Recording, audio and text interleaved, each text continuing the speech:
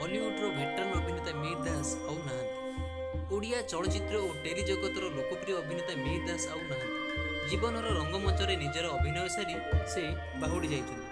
कटकर एक घरोई हस्पिटाल रे आज अपराह्न शेष निश्वास त्याग करिसेंति मिहिर दास।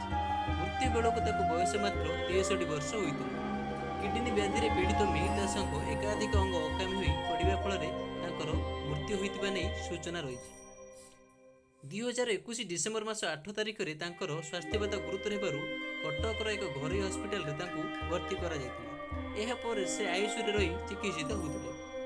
ପ୍ରାୟ 4 ଦଶନ୍ଧି ଧରି ଓଡ଼ିଆ ଚଳଚ୍ଚିତ୍ରରେ ନିଜର ଅଭିନୟ ଯାତ୍ରା ଜାରି ରଖିଥିବା ବହୁମୁଖୀ ଅଭିନୟ ପ୍ରତିଭା ମିହିର ଦାସ ଓଡ଼ିଶାର ଘରେ ଘରେ ପରିଚିତ ଥିଲେ। 1980 ମସିହାରେ ମୁକ୍ତିଲାଭ କରିଥିବା ଓଡ଼ିଆ ରାମାୟଣରେ ସେ ଶତ୍ରୁଘ୍ନ ଭୂମିକାରେ ଅବତୀର୍ଣ୍ଣ ହୋଇ ସିନେ ଅଭିନୟ ଯାତ୍ରା ଆରମ୍ଭ କରିଥିଲେ। प्राय 200 ऊर्ध्व चलचित्र भिन्न भिन्न चरित्र आसीथिबा मिहिर दास नायक खलनायक और हास्य चरित्र अभिनेता आदि भूमिका निभाई दर्शकों को अभिनय मुकपण बांधि रखुଥିଲେ। पिलाठारू बुढ़ा समस्त को निज अभिनय बांधि रखिबारे से होउछन्ति अन्यतम सफल स्रष्टा। सेहीपरि स्वर्गत मिहिर दास 20 रु ऊर्ध्व धारावाहिक अभिनय करथिले। तांकर किछि चलचित्र बे शुभमुक्ति अपेक्षा रहिछि।